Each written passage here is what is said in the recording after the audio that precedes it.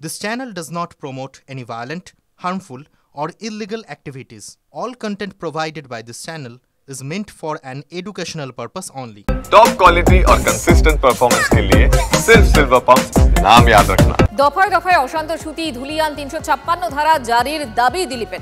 মোথাবাড়ি থেকে মুর্শিদাবাদ রাজ্যে ভয়ঙ্কর অবস্থা মন্তব্য দিলীপ ঘোষের। রাজ্যে আইন শৃঙ্খলা নেই, ৩৫৬ ধারা জারি করা দরকার বললেন দিলীপ ঘোষ। বাংলায় ৩৫৬র কথা বলছেন, মণিপুরের কথা মনে থাকে না।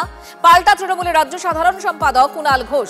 শকুনের রাজনীতি বিজেপি, তারা চাইছে গন্ডগোল হোক। মন্তব্য কুণাল ঘোষের। বিজেপির স্পন্সর্ড লোক দিয়ে অশান্তি কিনা তদন্ত দরকার বললেন কুণাল ঘোষ। নেতা বিরোধী দলের কেন্দ্রের সঙ্গে কথা বলছেন, সমস্ত তথ্য আমরা দিচ্ছি, ডিসিশন তো উপর থেকে নেবে।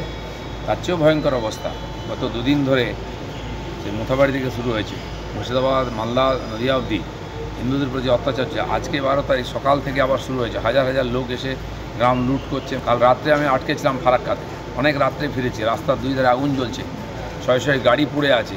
৩৫৫ ৩৫৬ই দরকার হবে।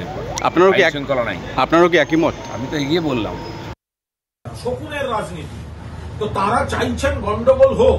তাদেরই কোনো এজেন্সি ওই এলাকায় অপারেট করতে গিয়ে তাদের স্পন্সর্ড লোকেদের দিয়ে গন্ডগোল করানোটা শুরু করে লোক খেপাচ্ছে কিনা এটাও তদন্ত করা দরকার।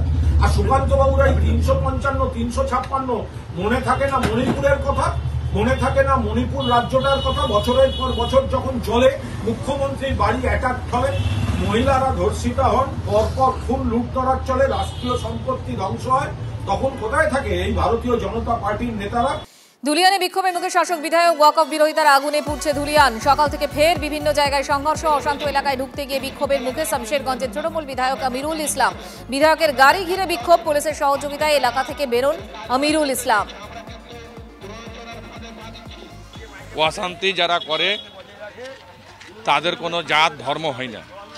আমরা মনে করি তারা বিশৃঙ্খলাকারী, তারা চক্রান্তকারী, তারা সমাজের দেশের ভালো চায় না।